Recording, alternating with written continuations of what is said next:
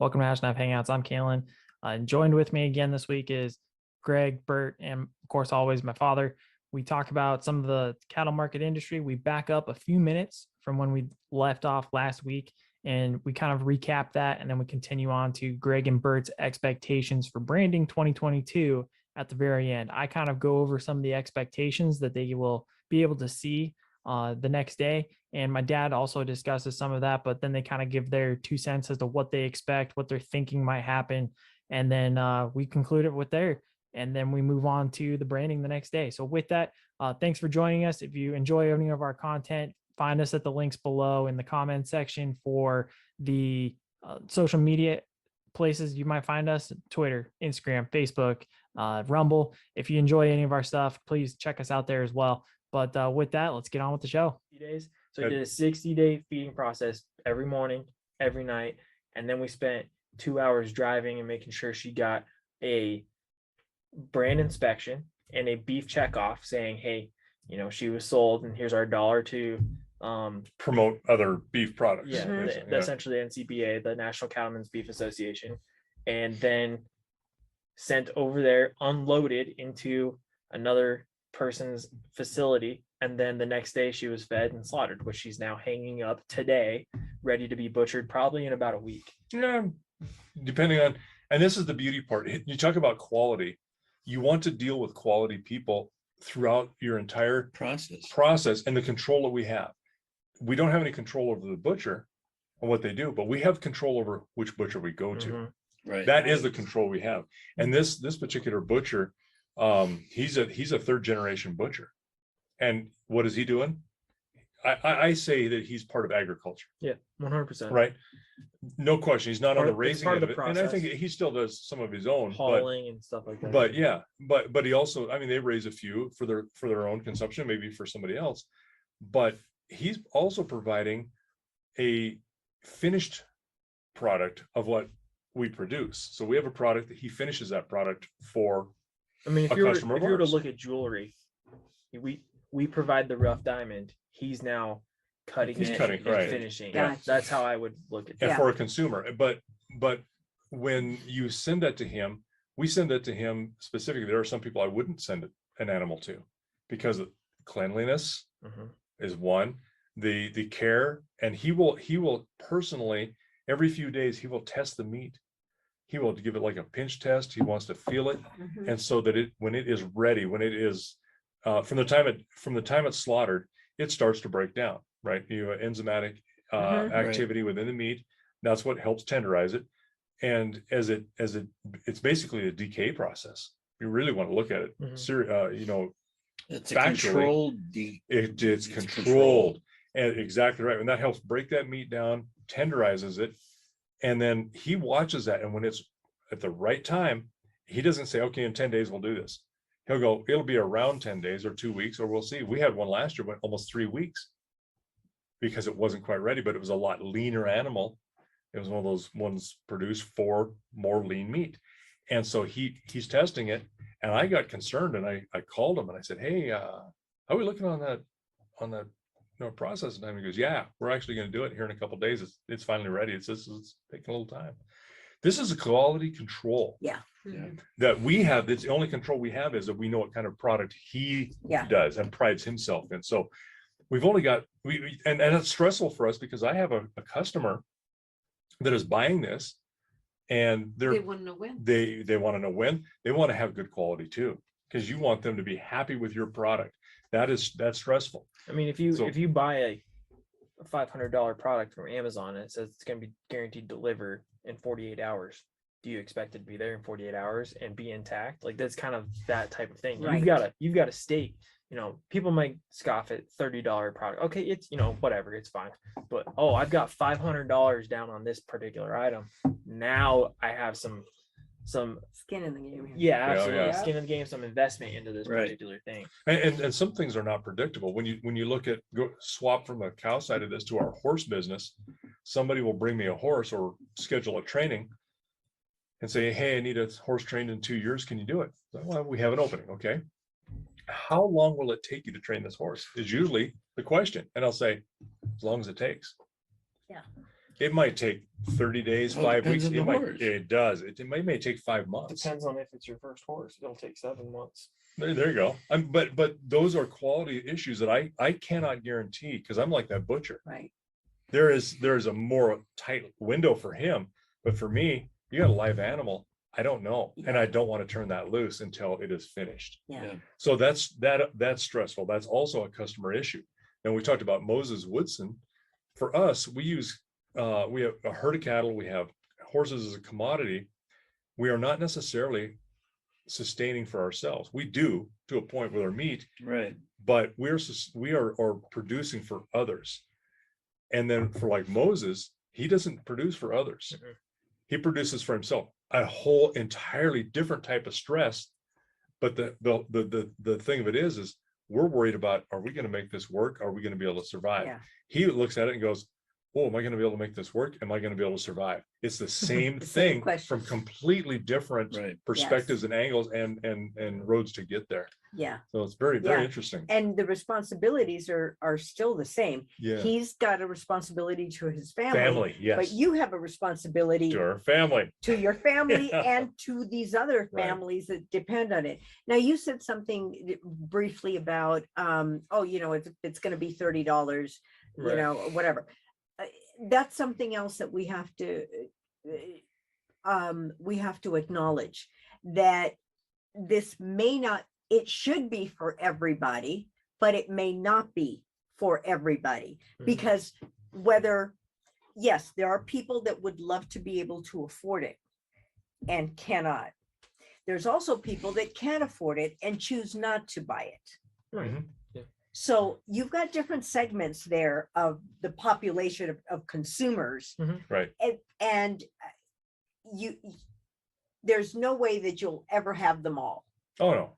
No. So you have to figure out what segment of the population you really want to have this, and to be able to afford it and to be able to get it. Right. And it will be the people that obviously can't afford it and that want to live this healthy lifestyle and want to have this good food, this good fuel for their bodies, and also make it available to the people that cannot afford it but want to.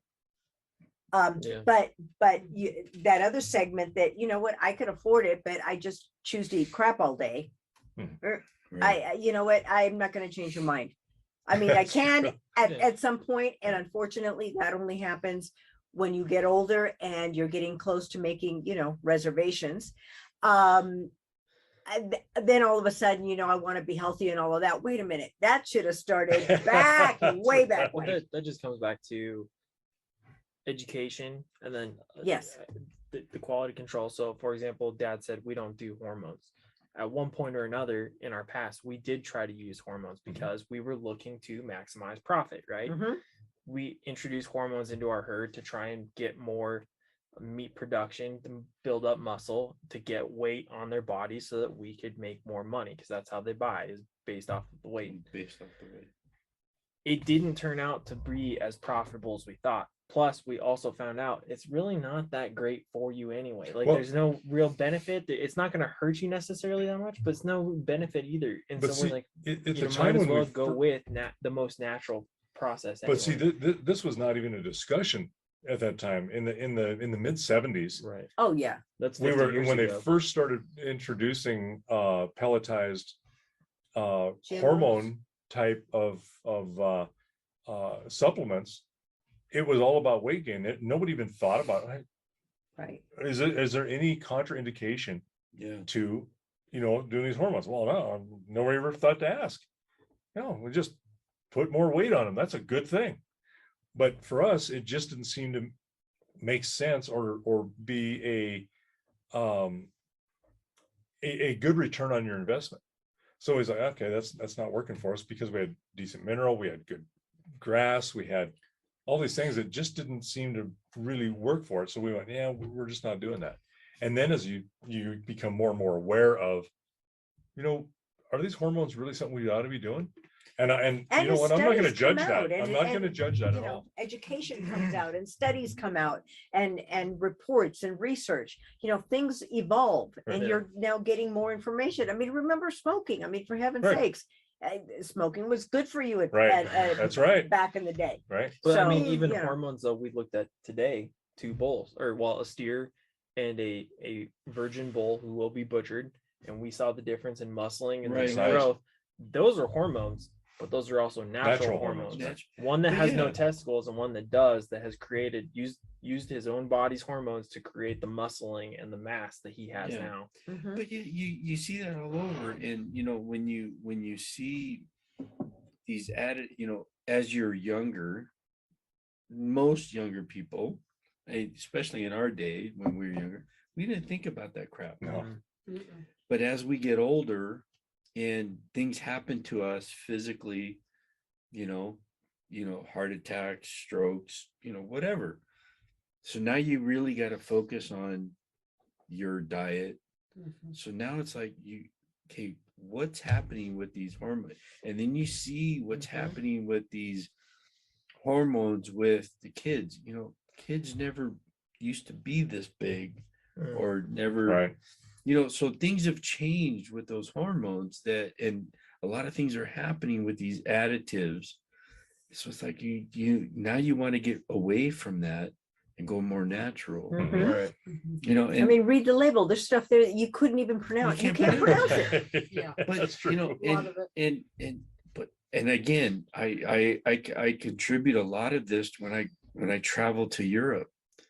We don't see a lot, you know, I don't see a lot of that stuff. It's there's no additives, there's no hormones to all that stuff. Yeah. I think that's And- also a cultural thing. We as Americans, we're so fast paced that we want everything to be Right, so right. convenient Well, and quick. but there's also another side to that too, where I think in Europe, and I've never been there, so and I may be completely wrong here, but my perspective of that is, just as you said, more of a farm to table type of yeoman farmer, even in Europe now. The US and our agricultural industry in the US is a breadbasket of the world. We feed more people worldwide, so it's about more production. It isn't necessarily about keeping it local, because we're shipping and exporting grain and beef and lamb. I mean, Pork. we make it so that we can send it out and feed the world. And it's about production. It's about getting more and more and more so that we can feed more. So it's a whole different thing. And I may be wrong Well, there, but and that's kind of if you my, want to talk about stress, that's another thing. Like I know he stresses about it, but not nearly as much as I do, and I guarantee it because I'm the generation that's going to take over, and that is the people I have to fight to try and keep this alive. Because we talked about it coming out of Billings. Right. I see the growth and it's exponential, and it scares me Mhm. because I don't know how I'm going to fight it. I don't know how my brother's going to fight it, because one day it's going to be my generation or the one after or the one after that we're going to lose, because there's going to be no more land. Because what Dad's talking about is the industrialization. We are kind of industrialized, and we're maximizing what we can do to produce for others, and eventually they continue to squeeze us through development, subdivision, Yeah. so on and so forth, Yeah. to the point where we're doing more and more and more with less and less and less, and eventually we're going to be at such a minimalized point that we can't produce anything. and you're going to get back to a point though, that is it's a biological term, and it's called the J curve of extinction. Yeah. You get so many people, you can't sustain them. And then pretty soon we're going to have a giant population drop, like the Great Plague. Well, we're having a was one of those. population drop now somewhat Mhm. because we're not having as many babies as Yeah. we used to. Yeah, The but that's not reproduction. I'm talking more of a catastrophic famine, Oh, that yeah, kind of yeah, stuff. yeah, A sudden within yeah. a year, Yeah. or 6 months, Yeah. type of thing, where you can't sustain life, and then you have a famine on top of that because you Right. can't produce. I mean, Right, right. that kind of an event. Right. We also have to be smarter about, you'd mentioned exporting our food sources or our food to other places in the world. We're also importing That's from based other off of places. trade though. But so something as simple as garlic. Okay. Mhm. I'll go to the store and I will see 3 heads of garlic Right. in a beautiful bag. The garlic is impeccable. It's white. It's just they're perfect Yeah. garlic. But I see where they come from, made in China, grown in Mm, China. Yep. Mm. Gilroy is about 5 hours north of us. It's the garlic capital of the United States. 5 hours from Yeah. us. Christopher And I remember Garlic driving Farms. through there. And you're I right remember there. driving through there. You just Competing smell with the garlic. Are Chinese you market. serious? Yeah. It's awesome. Yeah.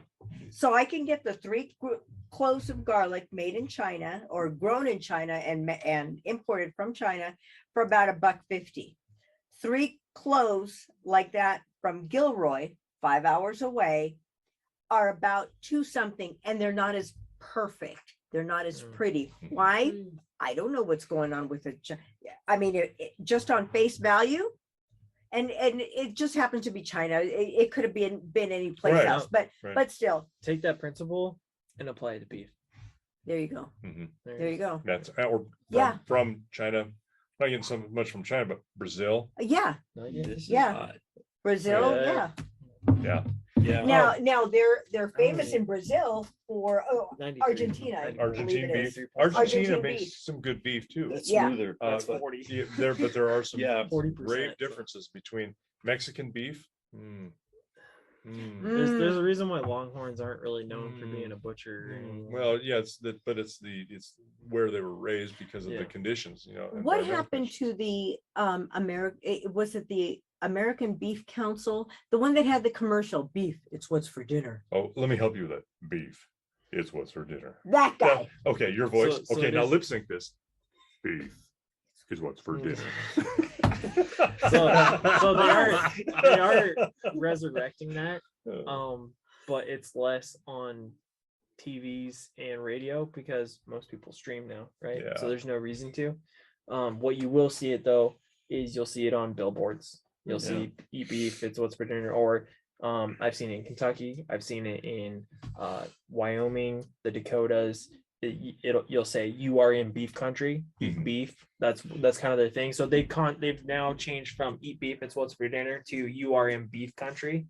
And it says, eat local, eat from whatever state Yeah. you're seeing. What- it. How I did see- beef get so vilified? What happened? In the world, it was probably the 70s and 80s with heart. Yeah. Okay, that's where and the that pyramid greenhouse thing- gases, And now the greenhouse gases. which is complete. I mean, here's a question. Yeah, the 90s. You guys are close to LA. Uh-huh. How's the air quality compared to here? Oh, atrocious. And what's the difference between cattle here versus there?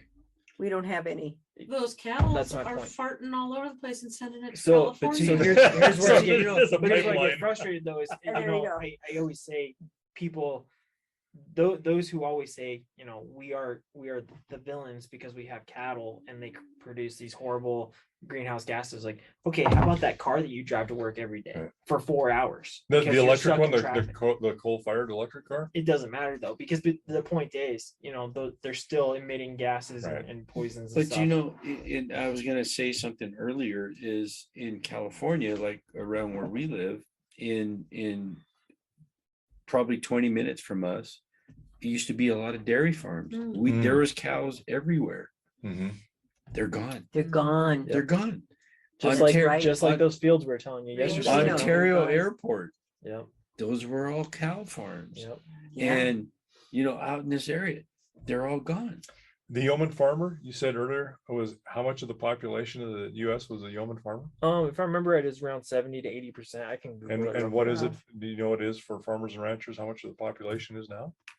Take a Two- wild guess. 2%. Less than 2% for family farms. So where are we gonna get our food from? There's a good question. That goes right back there. to my point of where I'm the generation that's seeing the end, and I have to fight that. That's what scares me. I can remember my grandpa's and my They're all dad gonna get thinking genetically processed foods. No, and then we're gonna go Or- ahead and or- get, a hand growing out of your forehead. Oh, Yeah, but sorry. you can pick your own nose. That is so, But- that is so but incorrect. they used to- Anyway. You They- can't pick your own nose now? Well, I can, but it's not on the forehead one. But it would be so much more convenient. But so, my grandpas and dad, they'd say, they so- literally would say, I lay awake at night trying to think, how can I make this better? How can I make this more efficient? And slowly you do, and even now I'm trying to do things that they didn't do then for efficiency. And I can't sleep sometimes thinking, what can I do? I'm thinking, God damn it. I thought that was just a phrase or a metaphor that they were saying, and it's not. And I'm not even there anymore. I've gone past the efficiency. I've just kind of trusted what the efficiency is. I'm looking at how do I stop what's coming at Right. us. I see the big black train coming right at me, and I'm trying to figure it out. That's my stress versus his. But to answer your question, it said, just a quick Google said from 1800 to 1820. 1820, it was 47% of the population was a farmer. But you had a huge influx into the Western, what was then the And they- Ohio Valley was the yeah. Western part of the Yeah, US. but I mean, that's still a significant population. Yeah. We're looking at 47 200 years ago compared to now it's 2%. Can you go back to Jefferson? I think was the one who Jefferson coined was, the phrase yeoman farmer. Yeah. So you're looking at 1780s, right? 90s probably. So realistically that's speaking. another 40, Yeah. 30 years, Wow. right? Yeah. Prior. And How- you know that changed immensely in that time. How about to Calen's point of being concerned about his generation? Because, again, we're making reservations. Right. First of all, my generation sucks, but please continue. A millennial. I am a millennial, but it's not. I'm Here's just giving you a bad time. I'll just quick sidebar. The generation that's actually the worst is actually not the millennial. It's the generation Gen Z. Z, because the millennials have raised the Gen Zs. Yeah. The Gen Zs have had no discipline and have no work ethic instilled in them because the millennials were too soft on them. I just haven't seen that at all. Yeah, as a teacher. As a Yeah. teacher, no, you haven't. done that at all. Yeah, look at that face. I wish you could show him your And face. and Show him and, your face. and man. you Come on. retired when? Today. There you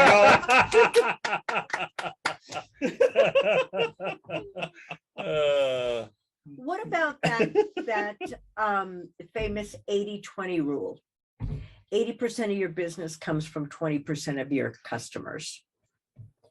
It's possible. I mean, if you look at a YouTube channel or if you look at social media, I would say yes, that's probably accurate.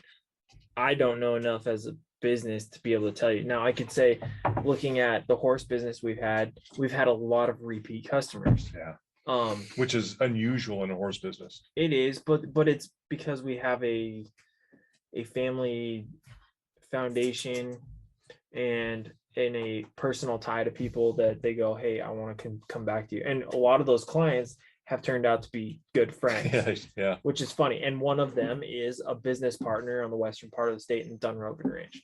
So it's a Right. unique thing, but I don't know. I'd Is have that to be applicable to beef? no. Why not? It's different. completely It's different a different market. industry. Yeah. It is, Yeah. It's but comparing. that It's rule is comparing. universal. It's comparing phones and computers to software, I guess, in terms of teaching kids. You know what I mean? That you're looking at trying to find the newest and greatest thing to create a sort of algorithm to teach them how to get to the next basic level or whatever from K through 12 versus taking the newest and greatest thing that is applicable to any person, any age, at any time, 80 years old to 5 years old. Because how often do you see a 5-year-old or a 6-year-old playing on a tablet? How often do you see an 80-year-old still using a smartphone because it's easy, because they've been taught just a quick, simple feature, but then there's a software that I'm trying to show is it's very specific to an age group to get them to a predetermined point or objective. But there's something you have to look at with the horse industry, horse business as we do it. It's very, very personal. Okay. You're dealing with people who come, and I invite them, and it doesn't always work out. Have people We've had show up plenty of and I say, times. hey, if this doesn't work for you, I will, even though you want the horse, but I don't feel it's a fit, I won't sell a horse to you. I won't do that, because I got probably a better feel than they have as an emotional buy, Mhm. because they're searching for something. And so I won't necessarily sell to them. but it's very one-on-one. In the cattle business, even if you have a broker, someone who you trust, who purchases your cattle, and they roll them over and sell them to another person, and then they sell them to somebody else as what's called stocker cattle, which they raise for another, from fall until the following spring or summer, and then they go to a feedlot and feed them up. So you're looking at 3 to 4, even maybe I different see. people. So we don't have an end customer unless we have the point where we have some people say, hey, I'd like to buy a beef from you. And Back to your point of Okay. farm to table. which And that's- here's the thing, there's two things there. One, the first one where it goes through 3 to 4 different hands, we don't determine the price. Right. The local version, and that's the second part, it's so phenomenal, and that's why we continue to promote it, and we're looking more and more towards doing that because we determine the price and we can still beat the price at the By store, a lot. and it makes us money and saves you more, because you might pay, let's say, we'll do kind of an extreme amount, but we'll say $10 for ground beef. You'll be like, $10 ground beef, I can go to Walmart and get it for $5 right now. Really, you can go down the store Right. and look at it, and Right. it is $5. At Mhm. one point it was about 2.5. Mhm. You look at it and go 10. That's ridiculous. But you turn around and go, I go to Walmart or wherever you get your beef, and you're getting a ribeye prime choice steak for $25 for one steak. Maybe not even be a full pound. Might not even be, yes. Right. It'll probably be 8 ounces, maybe even 12 if you're Mhm. lucky. But that same beef that I bought the 10-pound or $10 pound hamburger, I'm getting a $10 pound ribeye. That same type of ribeye, I just saved how many dollars in that ribeye, or Right. the ribs, or the cube steak, or the brisket, or if you decide I want the tongue, all sorts of different cuts of Right. things. and you- Everything, Right. anything you and want. on top of that, you can customize your cut. It doesn't have to be what the store gives you. You can say, I want a 1/2 inch cut, or I want a 1 1/4 cut, and you can get it the way you want it and packaged the way you want No, it.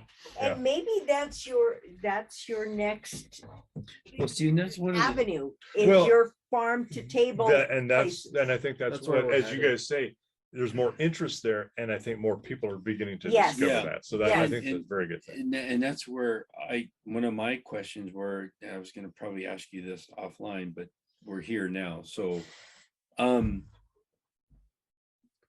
if being in California, if I wanted to purchase your cattle Mhm. from your butcher that you take it to, how do I get it shipped to me? That's a very good question, because not Okay. all butchers can ship cattle out of state. Yeah. You have to be federally inspected, which a federal inspector has to come and look at and then say, okay, Uh-huh. and then it can be shipped out, even as a finished product. If they're state inspected, they can't necessarily do that. Now, some states are changing that.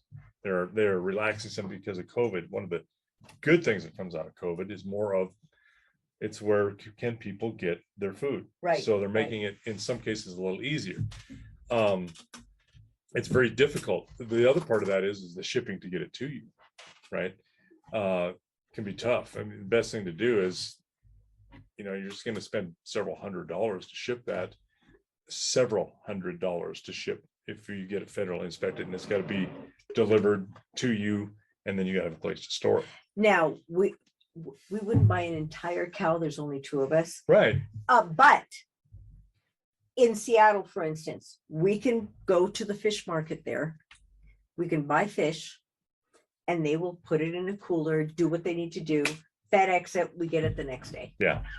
From the fish market that we're still in Seattle. Is there something like that similar to No, that? but you're also talking fish. I don't know that industry. It Yeah. might be a little different from Might be. other meats. The other thing too is, I guarantee you they've been doing this a whole lot longer than the beef industry has, because this is another discussion we've had. When it comes to ranching and farming, ranchers and farmers are like a generation behind everybody else, Yeah. because they're so old school that they don't stay with the times. Well, and there's that's only where so we're much kind of- technology you can do with raising a cow. How Yeah. does Omaha Steaks do it? Okay. I don't know. Federally inspected again, Yeah. but, and I was just going to go there. We have some places locally that I know, good butchers that have no longer do what we call a custom cut. What Calen was talking about, where you can get an 1 1/4 inch steak, you can get a 1 pound burger, or and you can get, 10% suet in your burger, or you can get 20%. I mean, you customize what you want. They no longer do that, and they are federally inspected. You can call them and say, hey, I'd like to buy a package of this, and this. They're federally inspected. They box it up and ship it to you. Same way. It's just about being federally inspected. As the release to go across state lines. Right. Omaha Steaks has been in this a long time. They've perfected. They've got all kinds of stuff. Great marketing. And they have got it down, I think, to a pretty good Yeah, science, yeah. right? About how fast they can get it there. But same process. It's just that they are probably a little bit more well known.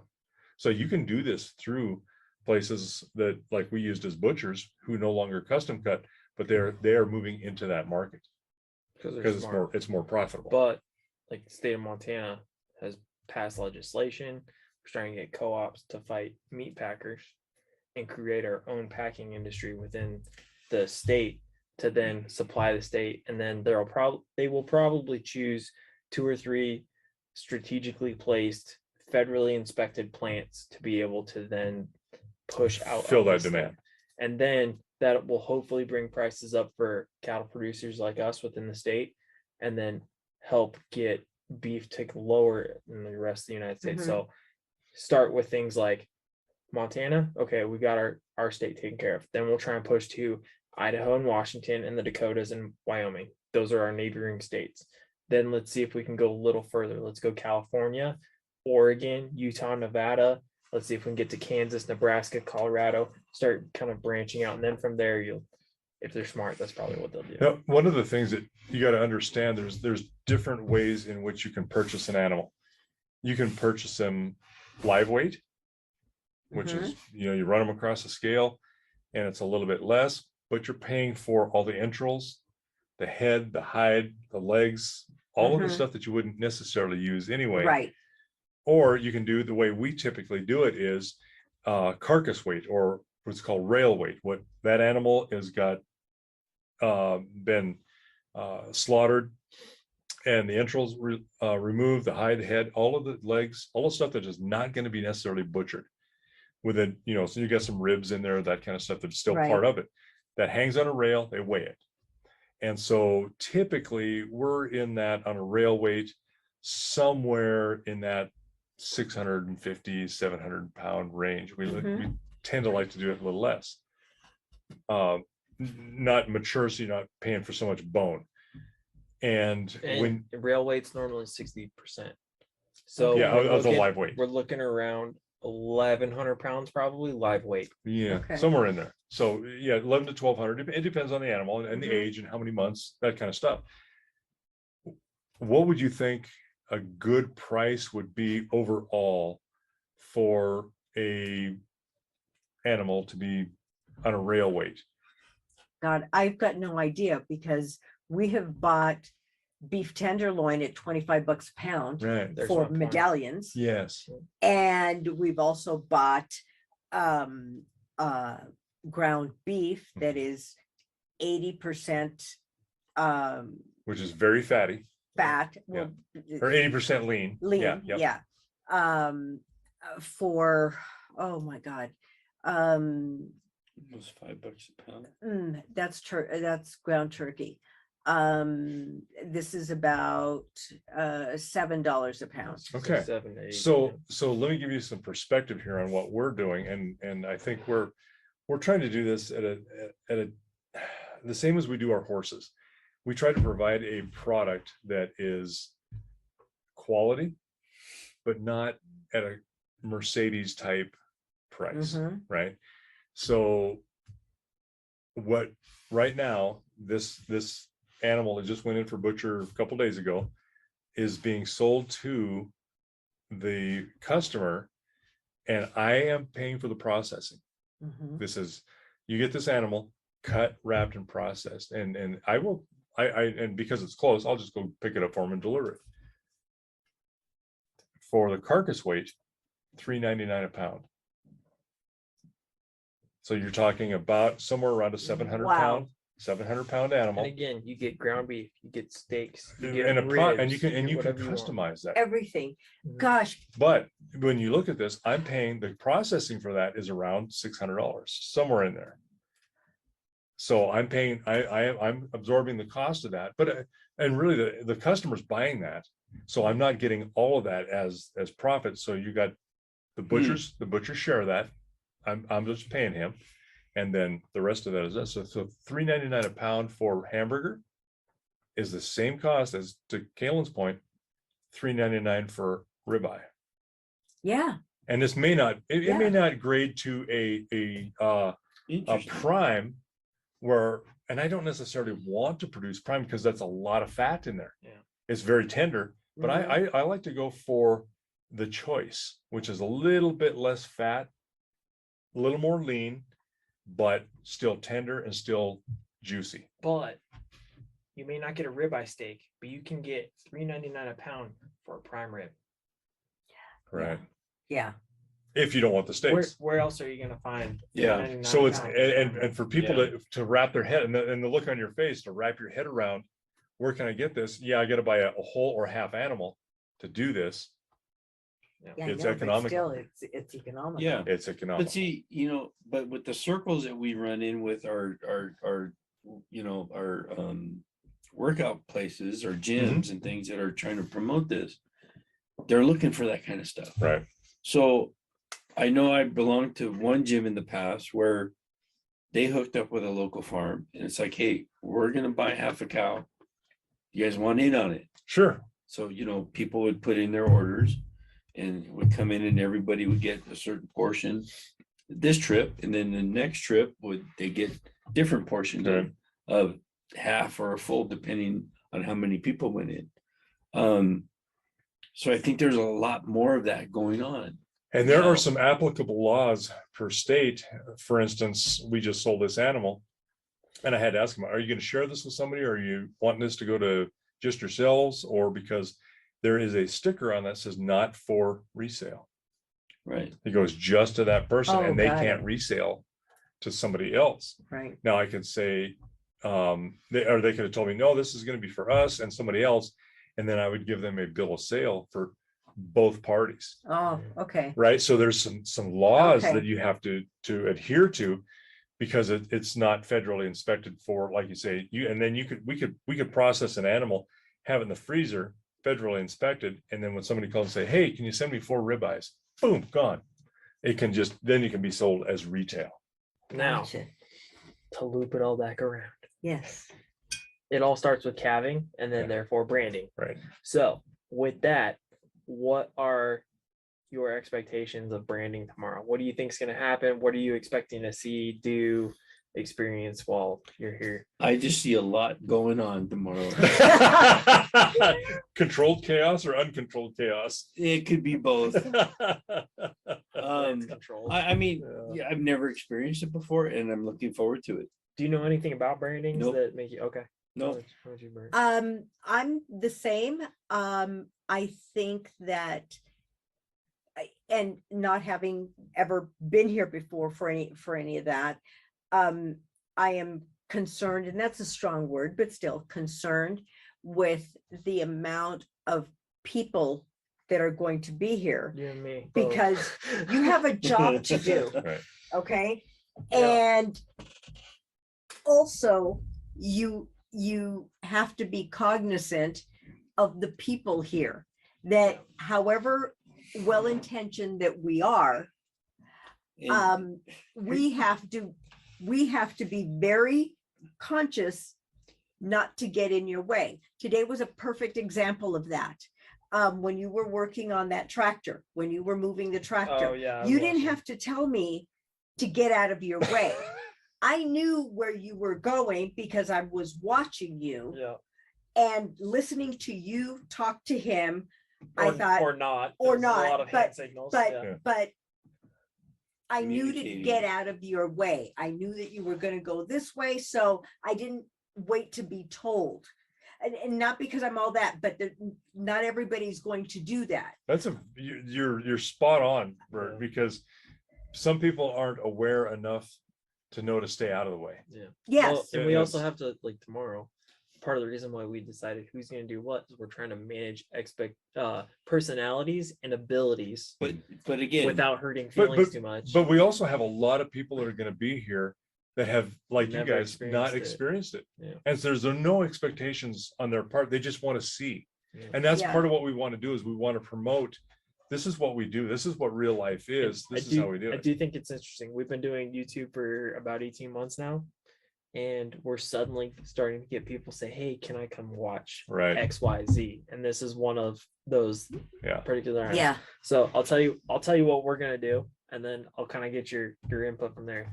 Tomorrow morning, we already kind of talked timeline. We'll probably be saddling horses at Right. 7, heading out. You guys will help us draw them in with the red side by side like we did today. We'll go out, Dad and I'll push the cows towards you. You'll pull them with the cake. Once we get them in the pens, then the work begins. That was the easy part at that point. We'll get them in, we'll start sorting. The mama cows will go one way, then the baby cows go one way, and then from there we're gonna have to sort the mama cows. Certain ones go one way, certain ones go the other way. We're gonna try and get all this done before everybody else shows up, because believe it or not, more bodies complicate stuff. Yes. Especially Oh, those yeah. who don't know how to handle cattle. and we've never handled cattle, so if you tell me to just go stand over there, I'm okay with that. It's funny though, because sometimes him, me, my brother, and my mom can get things done way faster than if we had 10 people with us. Oh, yeah. and believe me, I understand that Yeah. completely. And if Because I'm- we also, and I'm speaking the royal we, Yeah, we see this as entertainment. right. Oh, sure. Yeah. I mean, let's face it, And right? for us, this is by no means is this simply just work. This is an exciting event for us because, like Dad said before, it's a culminating event to the calving season. Yes. It's calving season's officially done, and now breeding season begins, but it's also work. It's also work. But see, yeah, for me, I mean, I would love to help out as much as I can because I want to learn it. Yeah. I want to learn it, but I don't want to get in the way. Oh, well. Right. I think each of them should brand at least one. Oh, yeah. Well, Yeah. we got to get you. to So brand like it, that's right? just it. I And the don't want to. I vaccinate. don't want to get in the way, but I also want to learn Yeah. what you guys do. Yeah. I think it's fascinating. And you gentlemen have so much on your plate, not just with the animals, but with And the the people, people, and- Oh yeah. that it's a delicate balance. So we may, unless you call us up to the stage, Yeah, we're gonna be, But, like, Oh, yeah. so that it's that type of thing. So that's my expectation, okay. to just stay out of the way and until I'm called out. Now I'm only halfway through what's gonna happen tomorrow. Okay. We're gonna sort the mamas, right? After that, Uh-huh. then we're gonna start pushing the calves up the chute, and we're gonna push them to the alley. You know Mhm. the alley. You've seen the alley. Mhm. We put the alley up today. Yeah. Okay. Well, no. Part of there's- There's the small slim one that separates. We didn't make that one. That we've walked through it. The one that Bert that like squeezed through or whatever. I don't know what you did, but we'll push the calves up that. We'll put them in the chute and we'll start to push them through. We'll probably have a couple of young guys in there.